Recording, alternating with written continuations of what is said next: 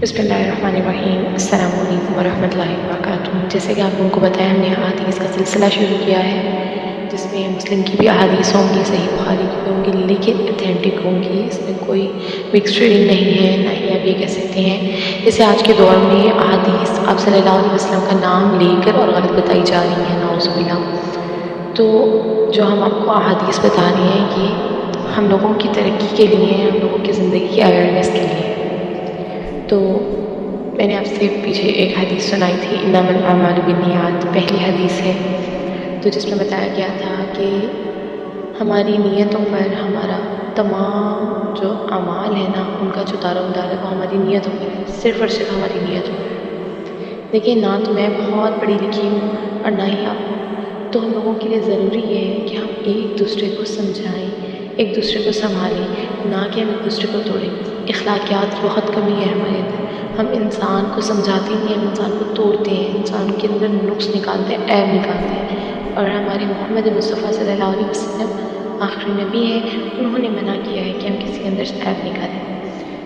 तो first of all हमारी हदीस है अद्दीन अन-नसीहत, दीन सरासर नसीहत है। अब इसकी थोड़ी सी मैं आपको मुख्तसर से तशरीह कर देती हूँ कि जो दीन है उसकी हर बात नसीहत है। अब हम अपनी ज़िंदगी के साथ इस हदीस को रिलेट करते हैं। जैसे हम सुबह उठते हैं, हमें शरीयत बताती है, सुन्नतें बताती है, सुन्नत नबवी बताती है कि हमारा उठने का जो तरीका है वो दुआ पढ़नी है। हमने अपनी आँखों को मलना है, चेहरे को मलना है, फिर हमने उठना है। हमने उठना है, उठकर हमें पता है कि हमने नमाज़ पढ़नी है। सबसे पहले हमने अपने दिन का आगाज़ नमाज से करना है। तो जब हम नमाज से अपने दिन का आगाज़ करते हैं तो ये बात किसने सिखाई? ये ये बात हमें दीन ने सिखाई। तो इसलिए बताया गया है कि दीन नसीहत है।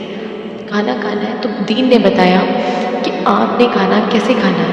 आपने खाना इंसानों वाले तरीके से खाना है, ऐसे तरीके से खाना है कि आपको देखने वाले इंसान को आपसे हकारत ना हो, देखने वाले इंसान को आपसे वहशत ना हो। यह किसने बताया? ये हमारे दीन ने हमें बताया। तो ये सब चीज़ें जो हमारा दीन हमें सिखा रहा है, ये ज़रूरी है, बेइंतहा ज़रूरी है कि हम इस पर अमल करें। तो ये तो हदीस हो गई हमारी, हदीस नंबर 2 थी। उसके बाद है हदीस जो है, हदीस दीन जो हमें बता रहा है, तो उसमें सबसे पहला हमें दर्स दिया जा रहा है अखलाकियात का कि हम किसी से अगर मोहब्बत करें तो अल्लाह के लिए करें, मोहब्बत करें तो वो दीन की वजह से करें, दीन की वजह से किसी से जुड़ें और दीन की वजह से किसी से जुदा हों, किसी को अच्छी बात बता दें। अब जैसे आज के दौर में हमें कहा जाता है कि खुद अगर तुम्हें नहीं आता कोई काम तुम नहीं करते तो किसी को बताओ भी ना।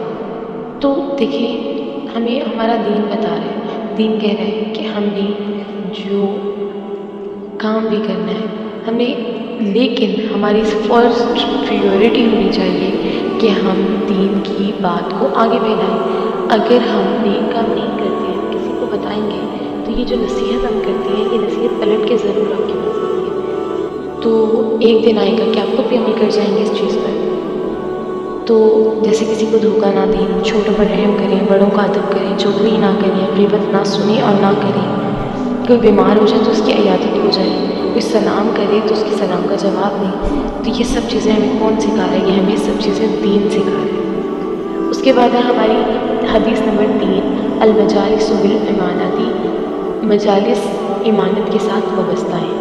अब ये इसका क्या ये क्यों बताया गया?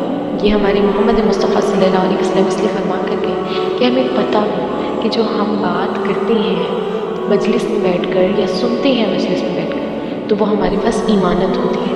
हम वो बात हम किसी को बता नहीं सकते, वो बात हम किसी को जाके कह नहीं सकते कि तुमने जी ऐसे कह दिया या वैसे कह दिया। तो ये बातें हम किसी से कह सुन नहीं सकते। ये बातें हमारे ऊपर डिपेंड करता है कि बात हमने कैसे करनी है, ये बात हमारी किस तरह से होनी चाहिए। तो जो मजालिस है उसकी जो बात होती है वो आपकी ईमानत होती है। जैसे दो लोग हैं, आप दो दोस्तें बैठे हैं, दो दोस्त बैठे हैं, तो अगर उनके दरमियान की बात को अगर बाहर निकाला जाएगा तो वो उनकी ईमानत में ख़यानत होगी, सिवाय चंद बात होगी। जैसे अगर किसी को कोई नाहक कत्ल करने की बात हो रही हो तो वो बात आप जाकर बताएं। जैसे किसी औरत की इज्जत लूटने की बात हो रही हो तो आप वो जाकर बताएं। अगर किसी के माल को नाहक लेने की, नाहक, ठीक है, لینے کی بات کی جا رہی ہے، جیسے فراڈ آج کے دور میں سے کہتے ہیں، رشوت ہو گیا، جو بھی کرپشن جو بھی ہے، تو یہ ساری چیزیں، تو اس کو ہم کیا کریں گے، یہ ہم جا کے بتائیں گے. جو باتیں صحیح ہیں، جو باتیں آپ کی مجلس کی ہیں 100%، تو وہ نہیں بتائیں گے. اس کے متعلق مجھے ایک چھوٹی سی بات یاد آئی کہ پہلے یہ جو شیمیلز ہوتی ہیں، ان سے پردہ نہیں تھا دین میں. تو جب حضرت عائشہ رضی اللہ تعالیٰ عنہ کی رائے میں جو یہ لوگ تھے، یہ آتے جاتے تھے گھروں میں، تو یہ جو لوگ تھے شیمیل، تو یہ مردوں کو جا کر عورتوں کا حلیہ بتاتے تھے. تو اس وجہ سے ان سے پردہ کہہ دیا گیا کہ ان سے پردہ کرنا ہے. اور اسی طرح ہر اس عورت سے بھی آپ کا پردہ ہوگا جس عورت کا چہرہ ہر مرد دیکھتا ہے. اچھا، اس کے بعد ہے ہماری چوتھی حدیث، الدعاء محض عبادتی، دعا عبادت کا محض ہے.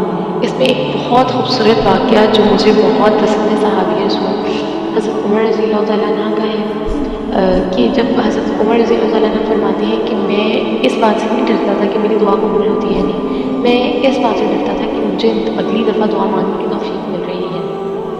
اگر مجھے اگلی دفعہ دعا مانگنے کی توفیق ملتی تھی تو میں خوش ہوتا تھا اس بات پہ، اور مجھے پتہ چل جاتا تھا کہ میری پچھلی دعا قبول ہو گئی ہے. تو اسی طرح اللہ تعالیٰ فرماتے ہیں کہ ایک اللہ والے نے پوچھا اللہ تعالیٰ سے، ایک اللہ والے نے ایک آدمی سے کہا کہ تم کوئی سوال کرو، مجھ سے کچھ پوچھو. تو اس نے کہا کہ میرا بس ایک ہی سوال ہے جو میں ہمیشہ سوچتا ہوں کہ کیا واقعی اللہ تعالیٰ میری عبادات قبول کرتے ہیں، یا پھر کیا اللہ تعالیٰ مجھ سے اس وقت راضی ہے.